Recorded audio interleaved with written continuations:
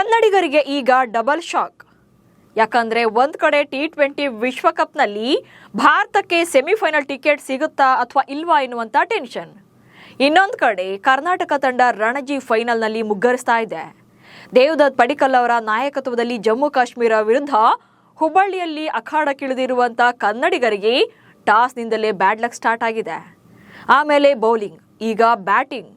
9ನೇ ಬಾರಿಗೆ ಟ್ರೋಫಿ ಗೆಲ್ಲುವಂತ ಕನಸಿನಲ್ಲಿ ತವರಿನಲ್ಲೇ ಕಣಕ್ಕಿಳಿದ ಕನ್ನಡಿಗರು ಟ್ರೋಫಿಯನ್ನ ಮಿಸ್ ಮಾಡಿಕೊಳ್ತಾರಾ? 3ನೇ ದಿನದಾಟದ ಅಂತ್ಯದಲ್ಲೇ ಇಕ್ಕಟ್ಟಿಗೆ ಸಿಲುಕಿದ್ರ? ಕನ್ನಡಿಗರು ಎಡವಿದ್ದು ಎಲ್ಲಿ? ಉದ್ದಟತನ ತೋರಿದವರ ಎದುರಲ್ಲಿ ಇಂಥ ಪ್ರದರ್ಶನ ಯಾಕೆ ಅನ್ನೋದನ್ನ ಈ ವಿಡಿಯೋದಲ್ಲಿ ಹೇಳ್ತೇನೆ. ನಾನು ಶಾಂತ. ನೀವು ಸುದ್ದಿಯಾನದ ಸಬ್ಸ್ಕ್ರೈಬರ್ ಆಗೋದಕ್ಕೆ ಮರಿಬೇಡಿ. ಸ್ಟಾರ್ ಆಟಗಾರರ ದಂಡೆ ತುಂಬಿದ್ದ ಕರ್ನಾಟಕ ರಣಜಿ ತಂಡ ಈ ಸಲ ಚಾಂಪಿಯನ್ ಪಟ್ಟಕ್ಕೆ ಇರುವಂತ ಫೇವರೆಟ್ ಟೀಮ್ ಆಗಿದೆ. KL ರಾಹುಲ್, ಮಯಾಂಕ್ ಅಗರ್ವಾಲ್, ಕರುಣ್ ನಾಯರ್, ಪ್ರಸಿದ್ಧ ಕೃಷ್ಣ, ವೈಶಾಖ್ ವಿಜಯ್ ಕುಮಾರ್, ಸ್ಮರಣ್ ರವಿಚಂದ್ರನ್ ಸೇರಿದಂತೆ ಸಾಕಷ್ಟು ಅನುಭವಿಗಳೇ ತುಂಬಿದ್ದಾರೆ. ಹೀಗಾಗಿ ಈ ಸಲ ಕರ್ನಾಟಕ ತಂಡ ಟ್ರೋಫಿಯನ್ನ ಗೆದ್ದೇ ಗೆಲ್ಲುತ್ತೆ ಅಂತಲೇ ಎಲ್ಲರೂ ಪ್ರೆಡಿಕ್ಟ್ ಮಾಡ್ತಾ ಇದ್ರು.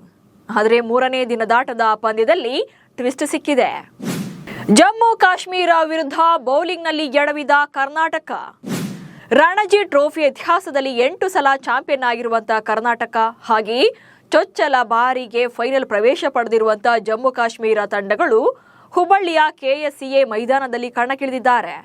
ಫೆಬ್ರವರಿ 24ರಿಂದ ಪಂದ್ಯ ಆರಂಭವಾಗಿದ್ದು ಇವತ್ತು 3ನೇ ದಿನದಾಟ ಕಂಪ್ಲೀಟ್ ಆಗಿದೆ. ತವರಿನ ಅಭಿಮಾನಿಗಳ ಎದುರಲ್ಲೇ ಕಪ್ ಕನಸಿನೊಂದಿಗೆ ಕಣಕ್ಕಿಳಿದ ಕನ್ನಡಿಗರಿಗೆ ಅಂದುಕೊಂಡಂತ ಸ್ಟಾರ್ಟ್ ಸಿಗ್ಲೇ ಇಲ್ಲ. ಜಮ್ಮು ಕಾಶ್ಮೀರ ತಂಡ ಟಾಸ್ ಗೆದ್ದು ಮೊದಲು ಬ್ಯಾಟಿಂಗ್ ಅನ್ನು ಆಯ್ಕೆ ಮಾಡಿಕೊಳ್ತಾರೆ. ಹೀಗೆ ಬ್ಯಾಟಿಂಗ್ ಎಳೆದ ಜಮ್ಮು ಕಾಶ್ಮೀರ ಆಟಗಾರರು ಅಕ್ಷರಶಃ ಕನ್ನಡಿಗ ಬೌಲರ್ಗಳನ್ನ ಚೆಂಡಾಡಿದ್ರು. ಮೊದಲ ಇನ್ನಿಂಗ್ಸ್ನಲ್ಲಿ ಬರೋಬ್ಬರಿ 584 ರನ್ಗಳನ್ನ ಕಲೆ ಹಾಕಿದ್ರು. ಆಲ್ಮೋಸ್ಟ್ 2.5 ದಿನ ಬ್ಯಾಟಿಂಗ್ ಮಾಡಿ ಕಂಪ್ಲೀಟ್ ಆಗಿ ಡಾಮಿನೇಟ್ ಮಾಡಿದ್ರು. JK ಪರ ಶುಭಂ ಸೆಂಚುರಿ ಹೊಡೆದ್ರೆ ಇತರೆ 5 ಬ್ಯಾಟರ್ಗಳಿಂದ 50+ ರನ್ಸ್ ಬಂತು. ಜಮ್ಮು ಬ್ಯಾಟರ್ಗಳನ್ನ ಕಟ್ಟಿ ಹಾಕುವಲ್ಲಿ ಕನ್ನಡಿಗರು ಹೈರಾಣಾದ್ರು. ಕರ್ನಾಟಕ ಪರ ಪ್ರಸಿದ್ಧ ಕೃಷ್ಣ 5 ವಿಕೆಟ್ ಪಡೆದ್ರೆ ವಿದ್ಯಾಧರ್, ವೈಶಾಖ್, ಶ್ರೇಯಸ್ ಹಾಗೆ ಶ್ರೀಕರ್ ತಲಾ 1 ವಿಕೆಟ್ ತಗೊಂಡ್ರು. ಹೀಗಿದ್ರು JK ಟೀಮ್ ಮೊದಲ ಇನ್ನಿಂಗ್ಸ್ನಲ್ಲಿ ದಾಖಲೆಯ ಮೊತ್ತ ಪೇರಿಸಿದೆ.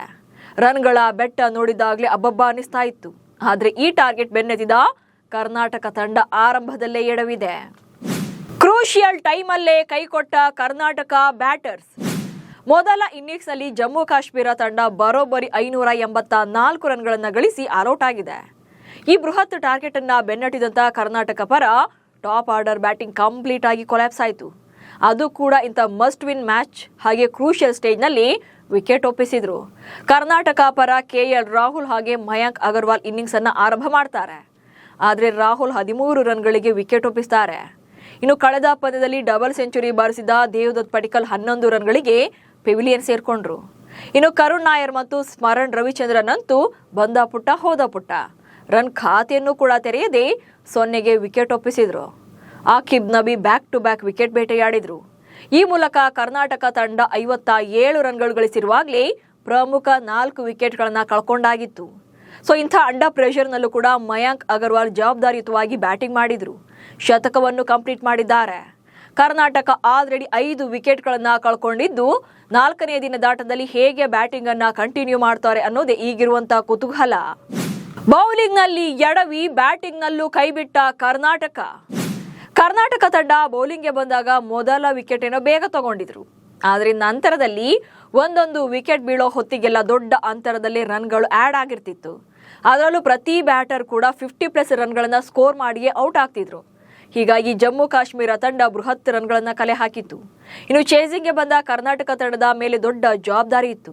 ಆದ್ರೆ ಪ್ರೆಷರ್ನಲ್ಲಿದ್ದಂತಹ ಬ್ಯಾಟರ್ಗಳು ಆರಂಭದಲ್ಲೇ ಪೆವಿಲಿಯನ್ ಪರೇಡ್ ನಡೆಸಿದ್ರು. ಕರುಣ್ ಮತ್ತು ಸ್ಮರಣ್ ಅಂತೂ ಖಾತೆನೂ ತೆರೆಯಲಿಲ್ಲ. 584 ರನ್ಗಳ ಟಾರ್ಗೆಟ್ ಅನ್ನ ಇಟ್ಕೊಂಡು 57 ರನ್ಗಳಿಗೆ 4 ವಿಕೆಟ್ ಅನ್ನ ಕಳ್ಕೊಂಡ್ರು. ಅಂದ್ರೆ ಕಂಪ್ಲೀಟ್ ಅಂಡರ್ ಪ್ರೆಷರ್ ನಲ್ಲಿರೋದು ಗೊತ್ತಾಗ್ತಿತ್ತು.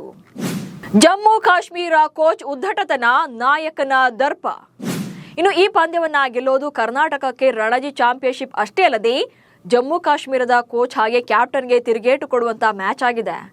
ಯಾಕಂದ್ರೆ ಜಮ್ಮು ಕಾಶ್ಮೀರ ರಣಜಿ ತಂಡದ ಕೋಚ್ ಆಗಿರುವಂತ ಅಜಯ್ ಶರ್ಮಾ ಕರ್ನಾಟಕ ತಂಡವನ್ನ ನಾವು ಅವರ ಮನೆಗೆ ನುಗ್ಗಿ ಹೊಡಿತೀವಿ ಅಂತ ಬಿಲ್ಡಪ್ ಕೊಟ್ಟಿದ್ರು. ದರ್ಪದ ಮಾತುಗಳನ್ನಾಡಿದ್ರು. ಇತ್ತ ಜಮ್ಮು ಕಾಶ್ಮೀರ ತಂಡದ ಕ್ಯಾಪ್ಟನ್ ಪರಸ್ ಡೋಗ್ರಾ ದರ್ಪ ತೋರಿಸಿದ್ರು. ಅನೀಶ್ಗೆ ಡಿಚ್ಚಿ ಹೊಡೆದು ಅಹಂಕಾರ ತೋರಿಸಿದ್ರು. ಎರಡನೇ ದಿನದಾಟದಲ್ಲಿ ಕೆವಿ ಅನೀಶ್ ಹೆಲ್ಮೆಟ್ಗೆ ಡಿಚ್ಚಿ ಹೊಡೆದಿದ್ರು. ಈ ವೇಳೆ ಮಯಾಂಕ್ ಹಾಗೆ ಅಂಪೈರ್ ಮಧ್ಯೆ ಪ್ರವೇಶಿಸಿ ಪರಿಸ್ಥಿತಿಯನ್ನ ಕಂಟ್ರೋಲ್ ಮಾಡಿದ್ರು. ಡೋಗ್ರಾ ವರ್ತನೆಯನ್ನ ನೋಡಿದ್ರೆ ಅಂಪೈರ್ಗೆ ಅವರನ್ನ ಔಟ್ ಮಾಡಿ ಕಳಿಸುವಂತ ರೈಟ್ಸ್ ಕೂಡ ಇತ್ತು. ಅಂಡರ್ ಲಾ 42 ಅಡಿಯಲ್ಲಿ ಬ್ಯಾಟರ್ ಒಬ್ಬ ಎಕ್ಸ್ಟ್ರೀಮ್ ಸೀರಿಯಸ್ ಮಿಸ್ಬಿಹೇವ್ ಮಾಡಿದ್ರೆ ಔಟ್ ಅಂತ ಘೋಷಣೆ ಮಾಡಿ ಆತನನ್ನ ಮೈದಾನದಿಂದ ಹೊರ ಕಳಿಸಬಹುದಿತ್ತು. ಆದರೆ ಆತನಿಗೆ ವಾರ್ನ್ ಮಾಡಿ ನಂತರದ ಪಂದ್ಯದ 50% ಸಂಭಾವನೆ ಶುಲ್ಕ ಹಾಗೆ 2 ಡಿಮೆರಿಟ್ ಅಂಕಗಳನ್ನು ನೀಡಲಾಗಿದೆ. ಇನ್ನು ಕರ್ನಾಟಕ ತಂಡ ಕೊನೆಯ ಬಾರಿಗೆ 2014 ಹಾಗೆ 15ರ ಸಾಲಿನಲ್ಲಿ ವಿನಯ್ ಕುಮಾರ್ ಅವರ ನೇತೃತ್ವದಲ್ಲಿ ರಣಜಿ ಟ್ರೋಫಿಯನ್ನ ಗೆದ್ದಿತ್ತು. ಕೆಎಲ್ ರಾಹುಲ್, ಕರುಣ್ ನಾಯರ್, ಮಯಾಂಕ್ ಅಗರ್ವಾಲ್, ಶ್ರೇಯಸ್ ಗೋಪಾಲ್ ಅಂದು ಆಡಿದ್ದು ಇವತ್ತು ಕೂಡ ಆಡ್ತಿದ್ದಾರೆ. ಆದರೆ ಗೇಮ್ ಆಲ್ರೆಡಿ ಜಮ್ಮು ಕಾಶ್ಮೀರ ಕಡೆ ಟರ್ನ್ ಆಗಿದೆ. 4ನೇ ದಿನದಾಟದಲ್ಲಿ ಒಂದು ಕ್ಲೈಮ್ಯಾಕ್ಸ್ ಪಿಕ್ಚರ್ ಅಂತೂ ಸಿಗುತ್ತೆ. ನೋಡಬೇಕು ಏನಾಗುತ್ತೆ. ನಿಮ್ಮ ಪ್ರಕಾರ ಈ ಪಂದ್ಯದ ರಿಸಲ್ಟ್ ಏನಾಗಬಹುದು ಅನ್ನೋದನ್ನ ಕಮೆಂಟ್ಸ್ ಮೂಲಕ ತಿಳಿಸಿ. ಹಾಗೆ ಸುದ್ದಿಯನ್ನ ಫಾಲೋ ಮಾಡಿ. ನಮಸ್ಕಾರ.